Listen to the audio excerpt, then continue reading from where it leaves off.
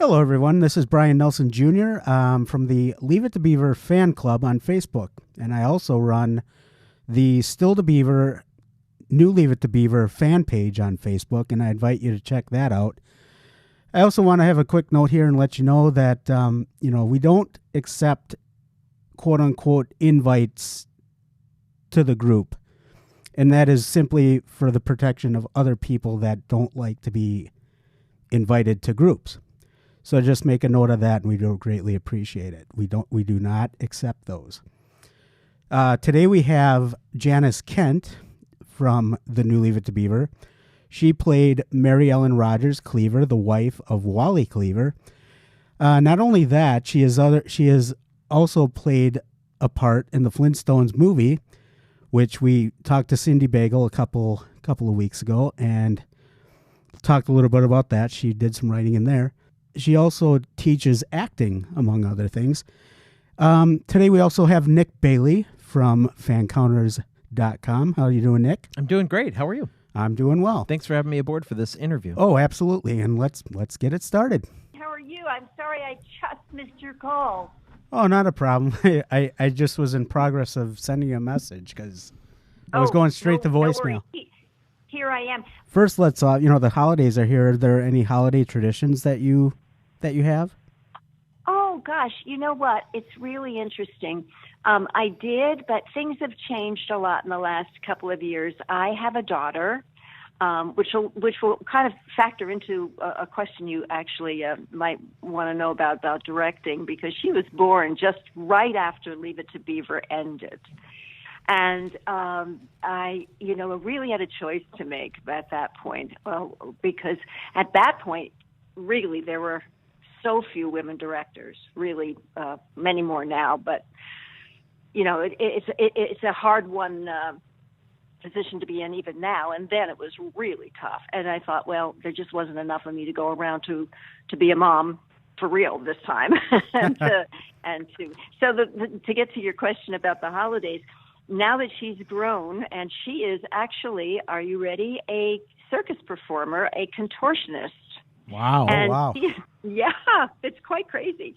But I've actually learned a whole new world too through her. But she's performing, so she's not home. So the traditions are a little bit different. So we spend it a lot with family and friends that are still here. We don't really have a big family that's here, and so we get to go with a lot of friends and always spend it with her when she is in town. But she's usually busy performing, and she and her husband, who's also a performer, are traveling the country now. I wish they were coming out your way, but I think they're in St. Louis, which is not nearly as close to you. You could go to see It is show. closer than anyway, it is. Yeah, it is closer than L.A. though. That is closer than L.A. Yes, just a few hours. Yeah. So the holidays are really fun, but they're very, kind of just really cozy with friends and family and like that. Okay, so in our opening, we talked about some wonderful roles that you've gotten to play, in your career. Yeah. Which we're going to dive into in this interview. But before we go back into the past, let's talk about what you're doing these days. Are you still acting? Oh yes, gosh. I mean, as much as I can, I'm trying to think. The last TV thing I think was Castle, which unfortunately was canceled. I think I did the last season of it. It was a show on. I'm trying to think. Nathan Fillion was the star of it, and it was kind of a detective. He played a fiction writer or something who paired up with a detective to solve crimes. And so I was, I spent the last couple of TV things doing victims. I mean, I was like female victims in Criminal Minds. I was the wife held up at gunpoint, and in Castle I had been kidnapped and tied up and all these things. So that, and then I've just been doing some theater recently. I did a play here in Los Angeles, and so yeah, I mean, as much as I can, I'm still out there giving it a go. It's a very different world now because there's so many venues, of streaming and network and all of that. But I have really spent the last number of years too being an acting coach, and I guess the most I'm also a certified life coach, so I do that work as well. Tell us a little bit about that too. The life coach and the acting coach. We want to hear a little bit about what those things are like for you. Oh, it's great. It actually started when my daughter was young, and it started through a referral. A friend of mine was a talent manager, and she had a client, and she said, the girl is very good, but I don't know, she's not booking. Would you take a look at it? And I went, oh, sure. So she came over, and she read with me, and I could really see what wasn't happening in the way she was preparing her auditions. I'd just been acting myself for so long, and I've had so many classes, and I've just trained in it for so long. And at that point, of course, I had directed a couple episodes of the show, so I was really pretty well versed to be able to tell her manager what wasn't happening. And from then on, she started referring people. So I then developed this sort of acting coaching, but mainly for auditions. Not that I was just doing a scene study class where actors come in and do scenes from plays. I really never did that. What I did is I had individual clients who could come in, or actors who would come in to prepare an audition. So we would get the audition really ready for them to go, and then they'd walk out the door, and many of them booked series and co-stars and guest stars on different shows. And then I thought that it seemed to me, just because I had the way I approached understanding the characters that I was going to be playing, I found out about life coaching, and I thought, okay, let me see what that's like. Because I don't know, people would come for sort of life advice and things like that. And I got trained in it, and then I saw in the techniques, and then I saw that although you don't have to be certified to be a life coach in California, I guess you can just say, boom, I'm a life coach. It was recommended that you get a certification so that when and if someday you have to be licensed, you could already have the certification and kind of get grandfathered in. And I thought I wanted more study anyway.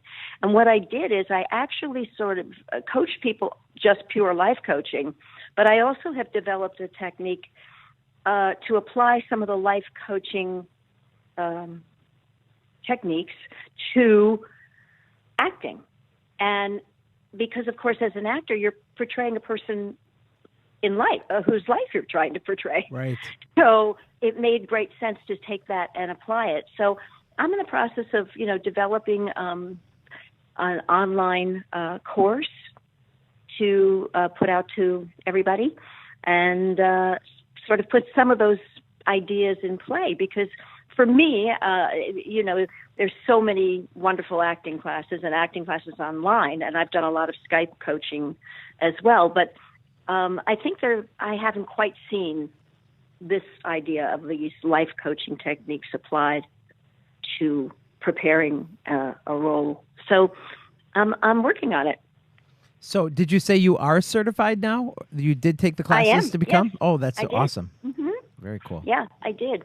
I got my certification, and you had to do a whole number of hours and coach people. And it's interesting because they did a lot of coaching by phone, and I was so used to working with actors face to face. They would come to a studio that I had, and I just thought, how are you going to coach on the phone? But it really taught me to listen in a certain way that I had never really learned before or thought about before.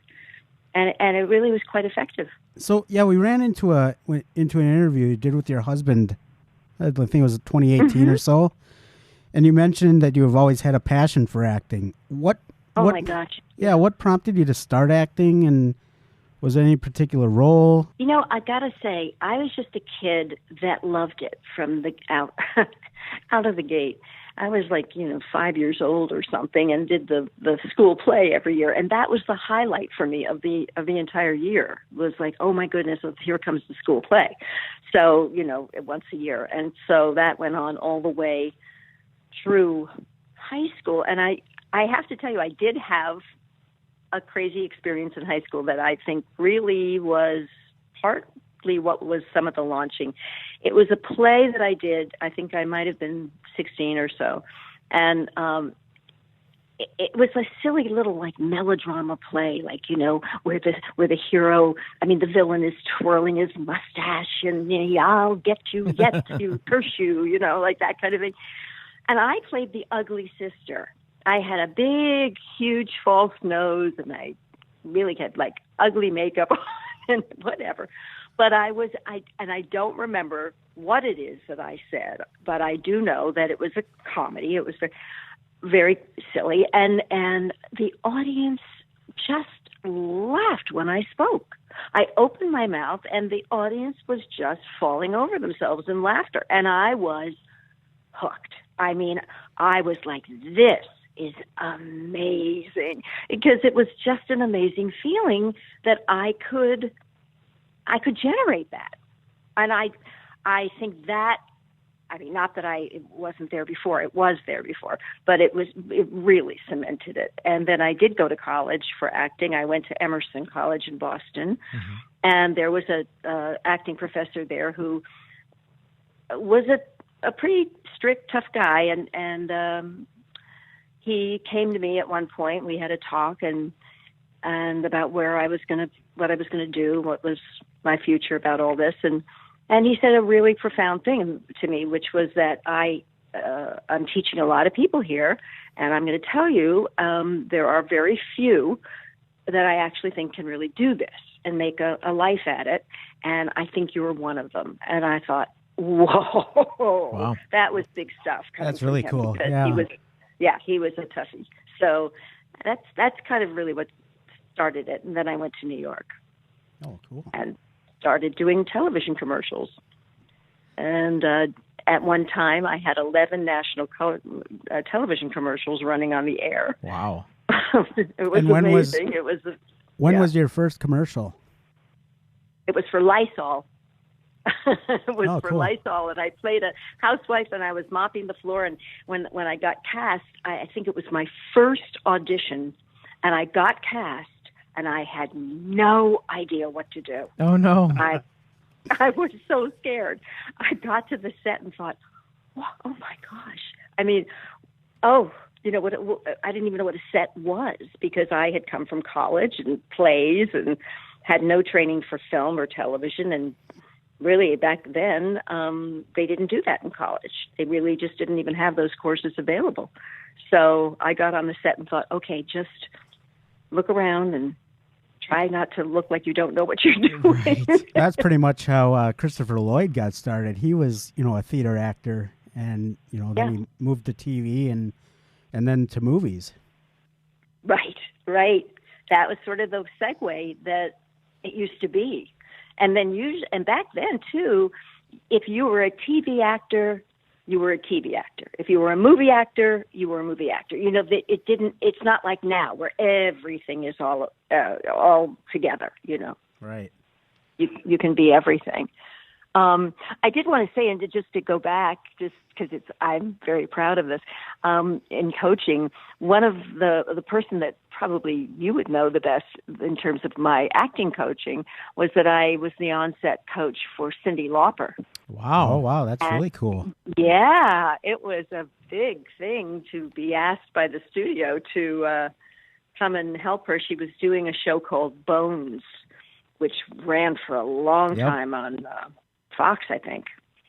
And so she was playing a role, and the studio called me and said, look, she, is coming in, and I think it would be really helpful, and she would like someone to be on set with her, and would you do this? And I was like, oh, my gosh, for sure. Right. What fun. Yeah, and she was great. She was really great. Well, going many years prior, I want to talk about your time on the new Leave It To Beaver, since Brian runs the official fan club for that group on Facebook. Yeah, great. So tell me a little bit about how you got the audition, maybe what the process was like, and then how you found out that you were going to be cast in this new series. I was living in New York because I had lived in California and I had done a lot of things. You know, there was a lot of work, but it had sort of gotten kind of dry for me. And I'm from the East Coast, and I missed it, and I missed my family that was still there. And so I kind of thought, okay, that's it. I'm moving back. So I went back to New York, and just by happenstance, I needed to come back because I had stored some things in California, and I needed to come pick them up.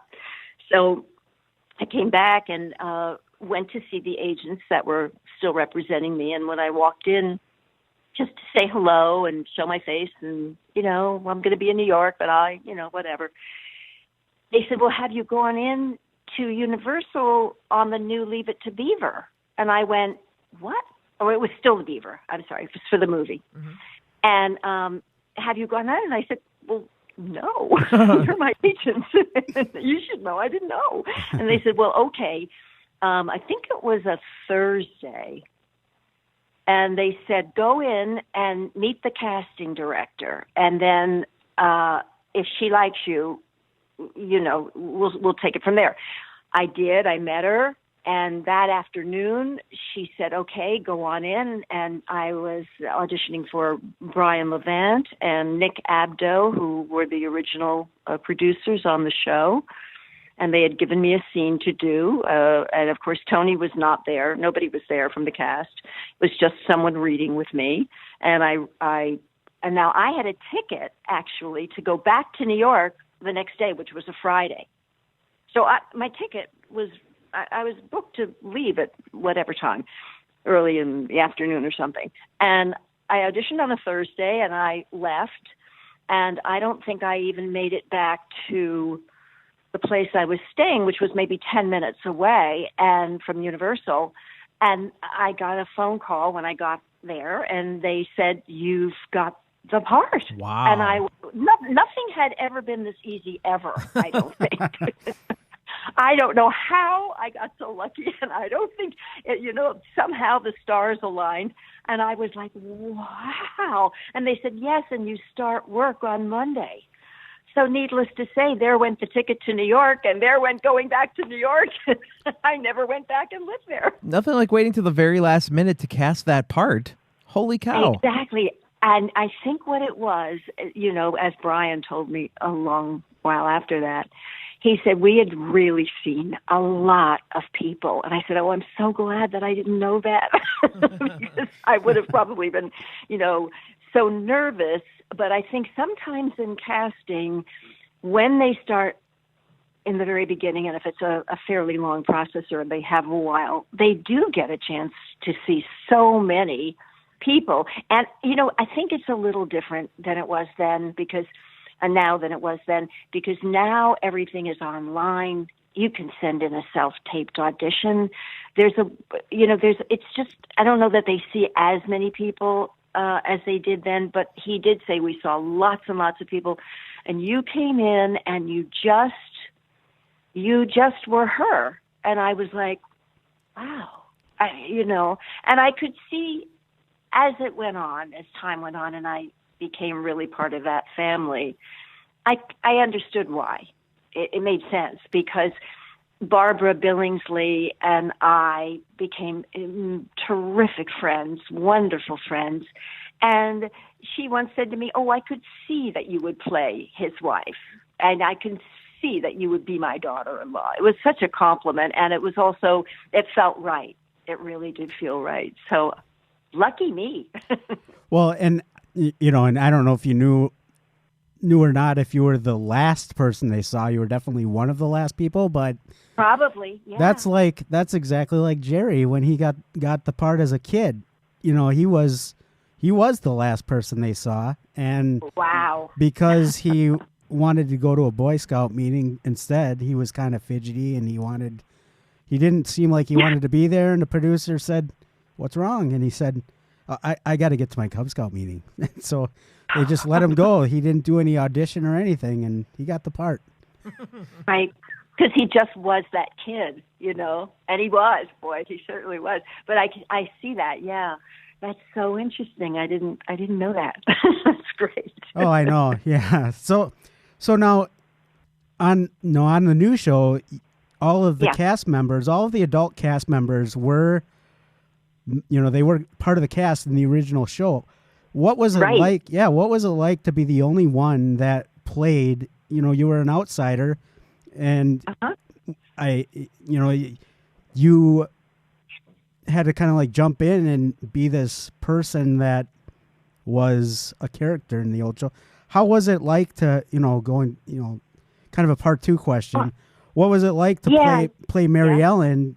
What did you do to prepare for that role? Well, I'll tell you what I didn't do. I did not go back. First of all, I didn't have access to go back to find the old Leave It To Beavers the way we do now with computers, because we didn't have that. So that I couldn't access, episodes that she had been in, unless it was just happenstance. And I just was, it was on television. Oh my goodness, there's an episode with Wally and Mary Ellen. So I didn't know much about her, to be honest with you, because I, as a kid, watched it, but I didn't watch it. I was one of three sisters. So my orientation was more for girls than it was about being brothers and being little boys. So I watched Father Knows Best.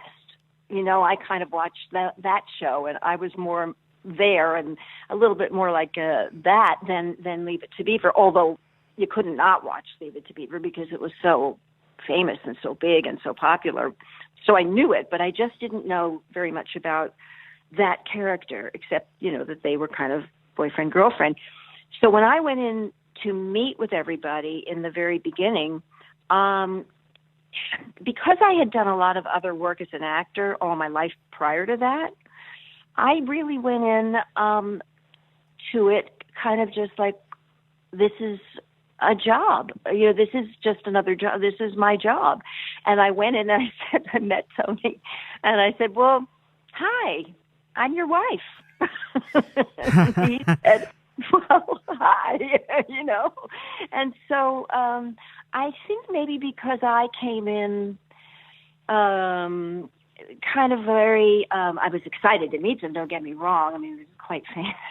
But I just kind of was more like, okay, here we are, and, we're going to go to work. And so we did, we did the movie, and it was nice. And they are, as I'm sure you've interviewed both Tony and Jerry, and I don't know if you've interviewed anybody else, but really nice, really, really nice people. And Tony and I just really grew to be quite good friends and very, very compatible to work together, and very easy. Very, very easy. And it was that way really sort of from the very beginning. So I had a very lucky break. How long did being starstruck last? Oh, in this case, as I said, for some reason, because, See, it's hard. It was hard for me to ask that, too. It's a good question, because there were different phases to it. I mean, in the very first days when I first went, it was like, oh my gosh, it was kind of wow. But then it went into work. But I'll tell you what, and this sort of goes into sort of the Sam thing, because I wasn't known, and they all were. Right. I mean, including Lumpy and, everybody. Yeah. And he was a great, great friend also, Frank. But we did the Hollywood Christmas Parade. We had just started filming the show. We had done the movie, and about a year had gone by, I think, and at least a year, and then we were filming the show at Universal. So they asked us to be on a float on the Hollywood Christmas Parade, which usually I think takes place, or did at that point, I think the day after Thanksgiving. So there we were, and this was new to me, very new to me, that I would be, asked to do something like this, and got on the float, and it went down Hollywood Boulevard, and it was jammed with people. And when we were all standing on this float, like you see on the Rose Bowl or Thanksgiving Day parades, and when they recognized that it was Tony and Jerry and Barbara, the roar that went up from the crowd, I was just, and of course it wasn't for me, and I knew it wasn't for me because nobody knows who I am, but I was in that company, and I was just like, wow, they are so famous. Wow. And that really kind of made me look at them twice, kind of like, whoa, I guess this is amazing. Because I kept thinking, wow, this must be what it's like to be a rock star. Wow. Because that's really, the roar just kept going all the way down the street. And then one year I went to New York City with Barbara, and we were doing something for publicity, but Barbara and I went to the theater on Broadway. And we went to get tickets, just walked up and picked up some tickets at the ticket booth. And the guy at the ticket booth, Barbara was there at the booth, and I was sort of standing just right behind her. And the guy at the ticket booth looked up, and he was like, oh! That. And it was like, Mrs. Cleaver. So she was like, hello, and I thought, gosh, I mean, and gracious as could be. Don't get me started on Barbara unless you really want to take up all this time, because I adored her. And she was just a lovely, lovely, gracious woman, and a really, a true professional.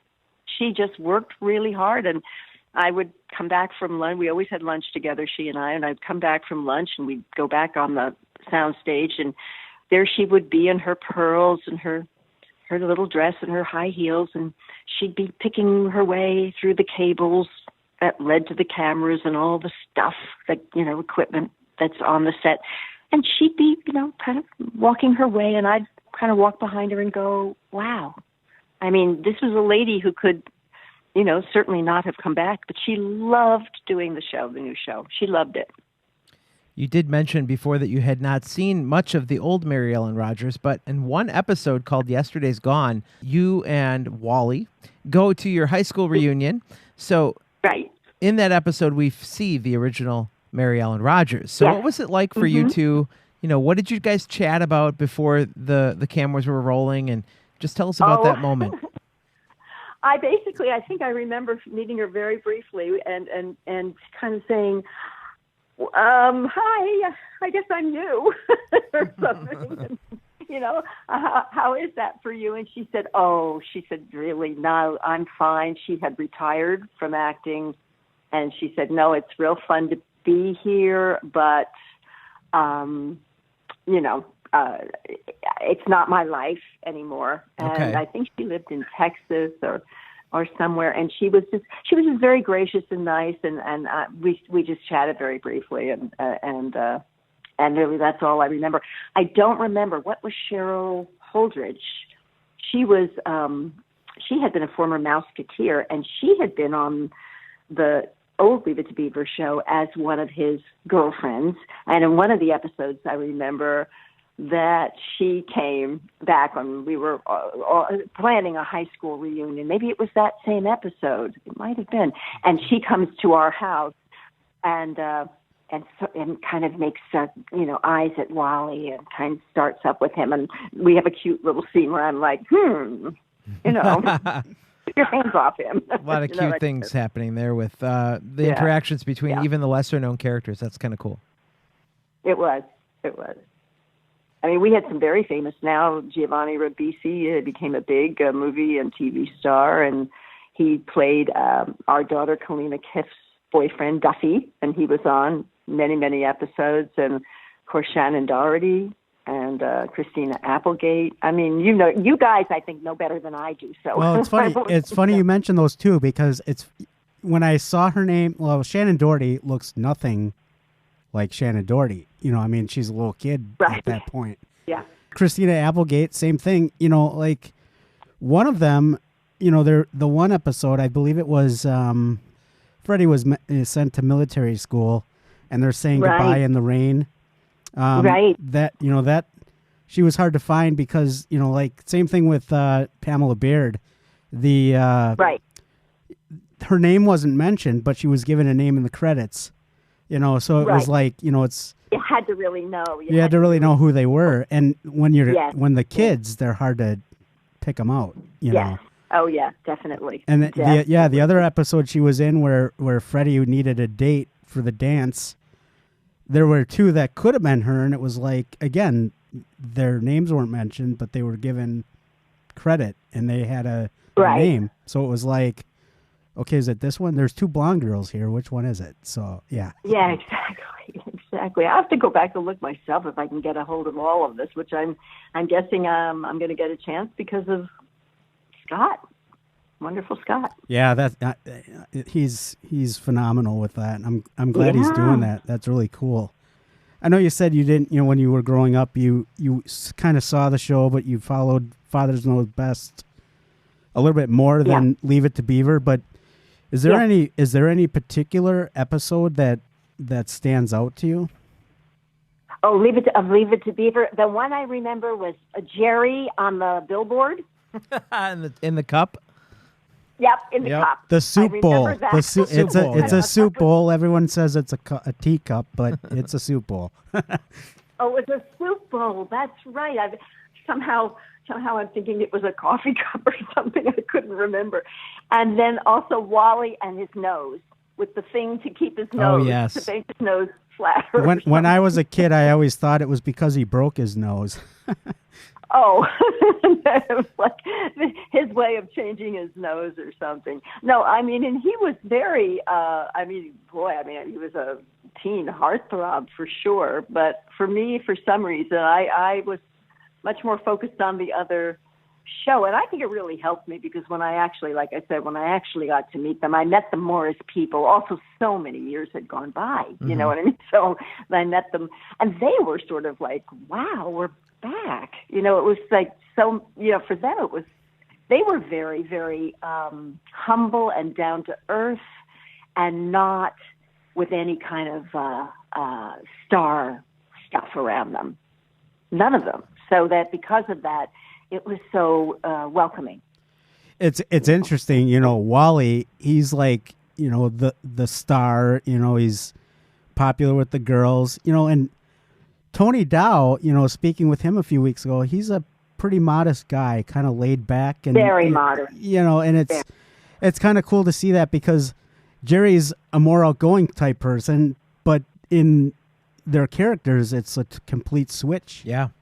Yes, it's true. It's true. They're in life, they're very different. Tony is enormously modest and retiring and very self-deprecating, and not that Jerry isn't, because but he's just more, I don't know, he's more comfortable talking, I think, out to people and all.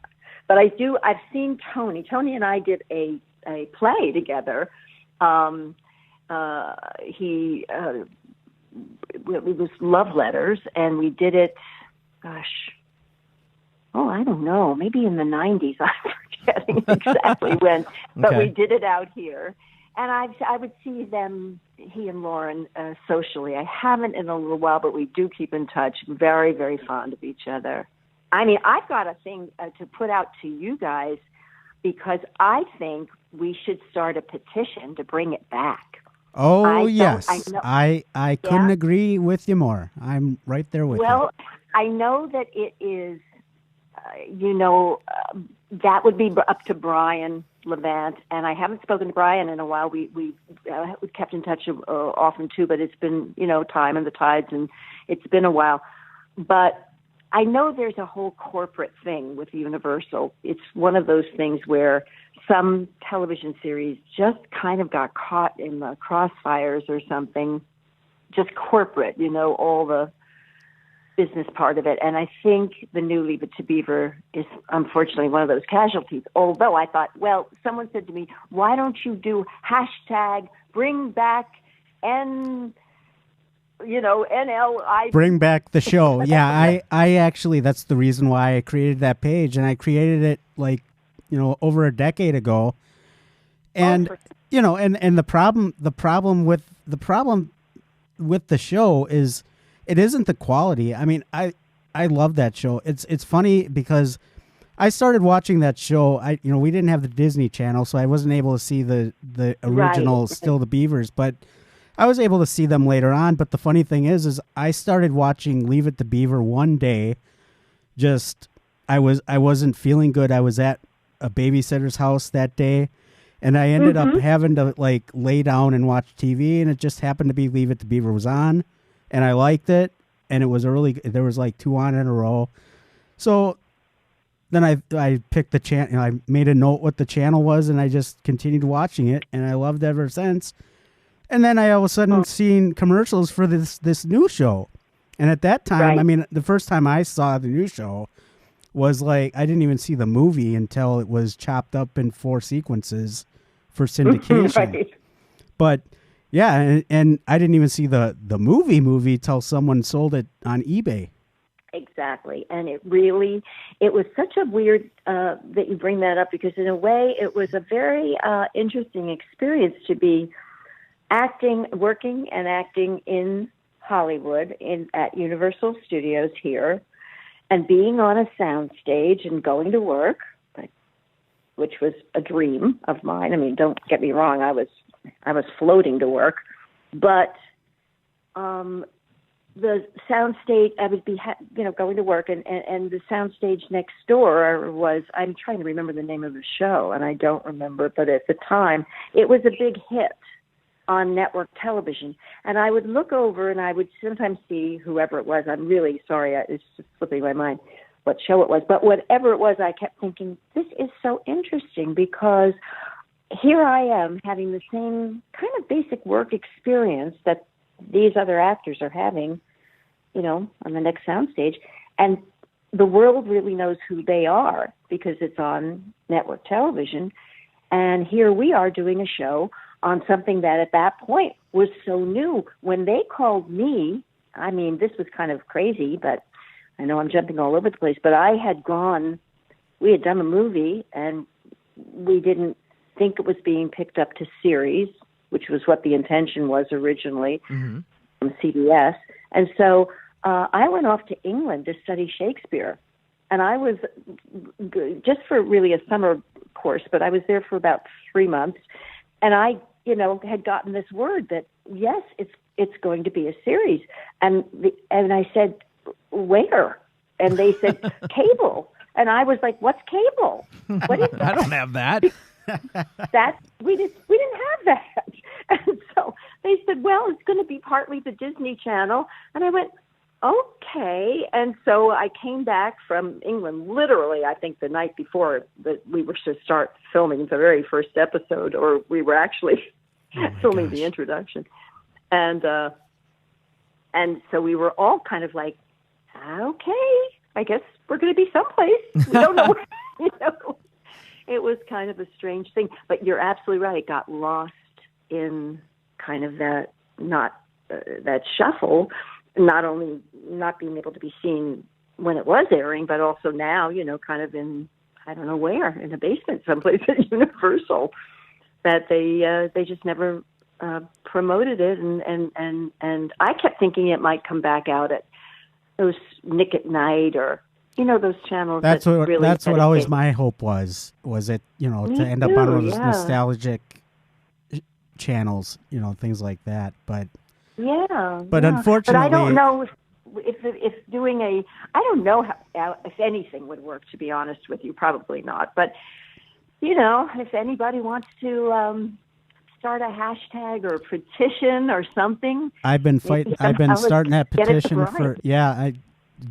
to get the audience. A lot of, like I said, even the original show fans don't even know about the show. That's the problem. But that movie that was done in 1997, I mean, that was like so bad. Right. It was really, it wasn't good. It wasn't good for the franchise. I think if they did a new series, I think it would revamp it. I think it would do all it, which actually leads into next question. Actually, what's that? Well, it's funny that you mentioned that we should bring the show back, because we want to know. We asked Jerry Mathers and Tony Dow a few weeks ago the same question. What do you think the Cleavers would be doing if we brought the show back? Oh my gosh. Well, We did an episode where everybody was in the future. Yes, and I think that was kind of cool. Yeah. I've forgotten whatever the name of that episode was. It was called "Still the New Leave It to Beaver." Okay. Yep. I think. If I had my say about it, because unfortunately we don't have Barbara. Wally would have to be a judge.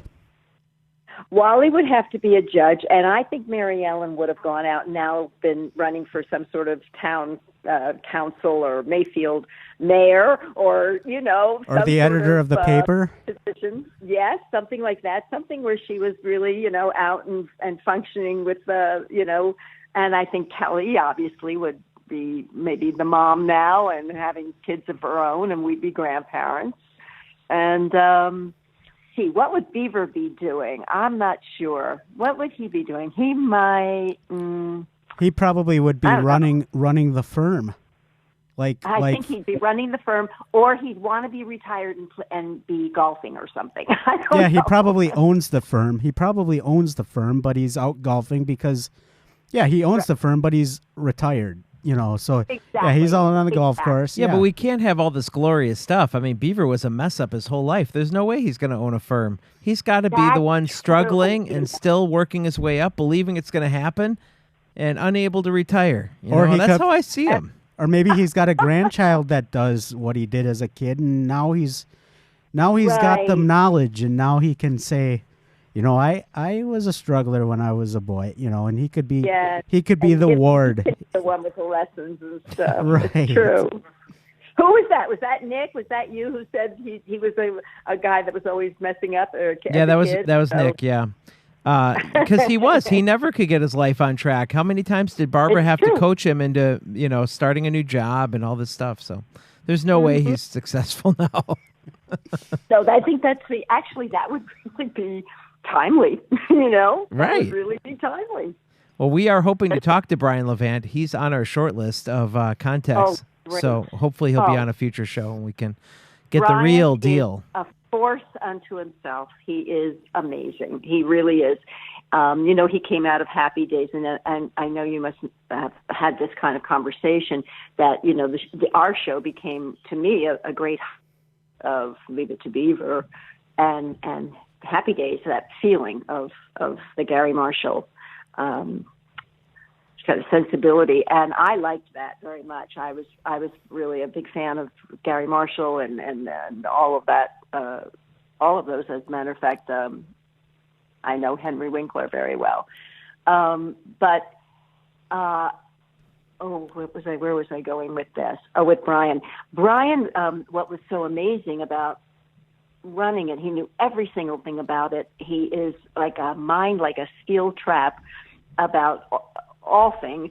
Leave It to Beaver. And he, the thing that was really such an amazing quality about Brian is that because this, I always felt like our show was like the little train that could, the little engine that could. This was our show. It was like we were doing it, and it was such a sweet and good show, and it was kind of chugging along, and yet this big sort of Universal would say things like, okay, well, we're not going to pick it up, or there was this problem or that problem, and we would all be saying, oh, well, okay, I guess that's it. And it won a couple of awards too.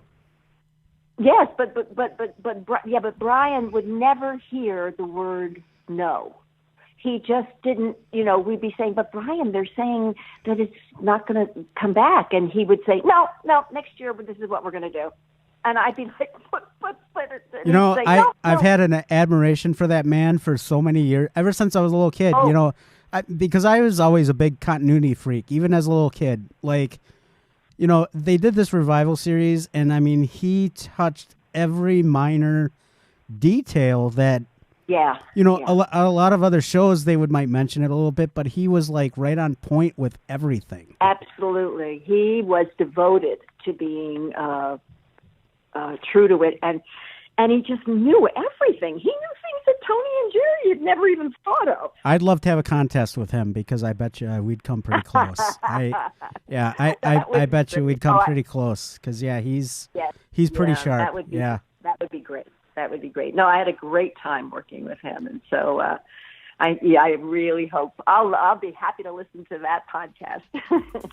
We are going to take a break right here and pause the interview. We are going to continue next week. Janice Kent was so generous with her time that it was way too long for one episode, almost not enough for two, but we're going to go ahead and break it into two, and we look forward to the second part of our conversation with Janice Kent next week on the Fancounters Celebrity Podcast. You can follow us on Twitter at Fancounters Live. I have made a New Year's resolution to try and update the Twitter much more often, and maybe, just maybe, the Fancounters Live Instagram account will get some love too. We'll have to see. I'm not promising on that one, but we'll do better on Twitter. If you want to contact us directly, please email hello@fancounters.com. Join us again next week for the conclusion of our interview with Janice Kent, and there are lots more stories to come. You won't want to miss it. We'll see you next week.